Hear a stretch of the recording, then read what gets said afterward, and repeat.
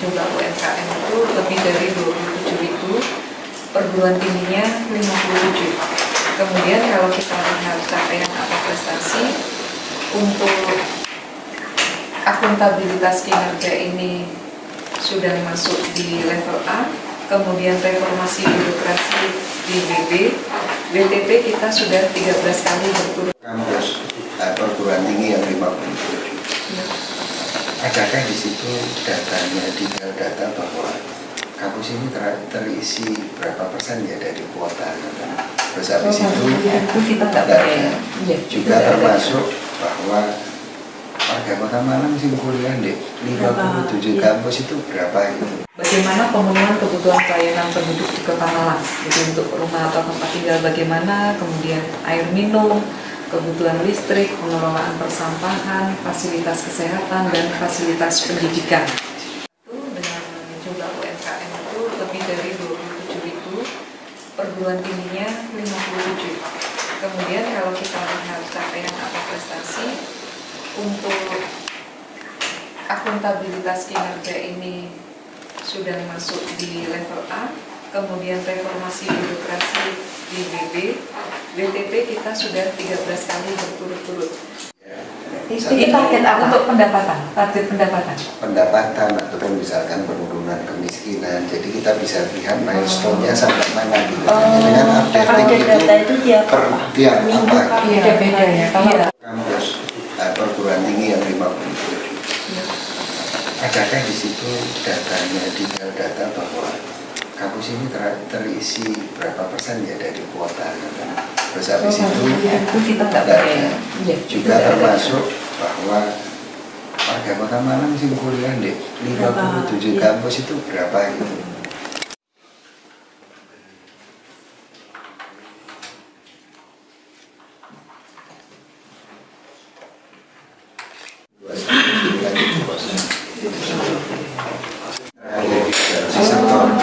Jadi sebenarnya kami mengalami ketenangan, tapi keterangan disetorkan ke KPU itu tidak dalam bentuk detail sampai masyarakat dan sebagainya.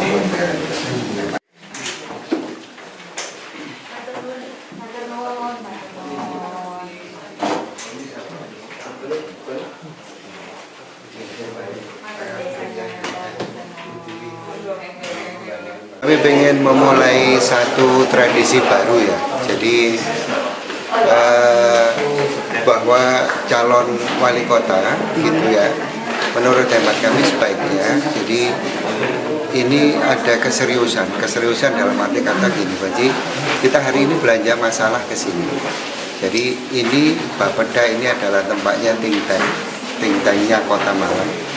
Ya, yang akan datang setahun, 5 tahun atau 25 tahun yang akan datang mau dibikin apa dan masalahnya apa saja yang ada di sini, sehingga kami belajar. Jadi belajar dari Bapeda karena di sini juga pusat dari data, jadi seluruh data. Maka kami hari ini ke sini belajar untuk belanja itu, ya belajar. Nah nanti insya Allah kebijakan-kebijakan kami atau program-program kami yang akan dibuat itu basisnya adalah basis data. Jadi kami tidak langsung kampanye, tapi kami memilih untuk mengunjungi tempat ini pertama karena ini adalah jadi think tank, jadi ruhnya Malang Kota ada di sini. Begitu. Ini yang nanti akan dituangkan ke visi misi gitu, Mbak, atau gimana? Ya, kira-kira seperti itu karena tadi kita sudah mendapat banyak ilmu di sini, lalu kita sudah mengerti kira-kira permasalahan besar yang ada di Kota Malang seperti apa. Malam ini nanti kita lembur akan buat tuangan dalam visi misi ke depan. Langsung terjun ke masyarakatnya saja. Bisa. Jadi terjun ke masyarakat kami memang belum secara masif ya. Kami lagi konsolidasi di semuanya. Tetapi kami pengen bahwa sebelum terjun kami sudah punya jelas programnya, ya sehingga dibawa ke masyarakat ditawarkan itu berbasis pada data. Dari hasil penyampaian tadi mungkin ada yang masuk catatannya yang disoroti. Jadi gini, kan di Malang itu ada beberapa masalah besar yang selama ini kami di luar itu belum mendapatkan detail data. Nah, detail data termasuk salah satu yang kami belum dapat itu soal transportasi publik, itu belum dapat ya. Soal nanti DID dari detail engineering untuk menyelesaikan banjir itu juga belum dapat ya. Terus kemudian dari sini kita bisa lihat angka kemiskinan ya, tapi gap ya gini rasio, jadi apa itu, jadi gap antara si kaya, jarak antara si kaya sama si miskin itu semakin melebar dari tahun ke tahun ya. Angka kemiskinan masih sekitar hampir 5% ya, sekarang diturunkan dengan 3, sekian seperti itu. Nah itu masalah-masalah yang harus diini. Dan kita juga tidak mendapat data bahwa misalkan dengan 57 kampus di Malang itu warga Malang itu berapa persen yang kuliah di sana gitu. Kemudian keterisian kampus, jadi okupasi dari kampus itu berapa persen dari 57 itu kita belum dapat data. Dibilang masalah SDM, dan SAMHJ ini sangat konsen sekali dengan pemberdayaan manusia yang mau membuat bank data Human capital sama bank manpower. Bank manpower. Iya. Bahasanya memang masih sulit. Nanti sulit. kita kaji ulang bagaimana bisa membumi dicerna baik oleh masyarakat. Daya saingnya itu nggak tinggi-tinggi amat.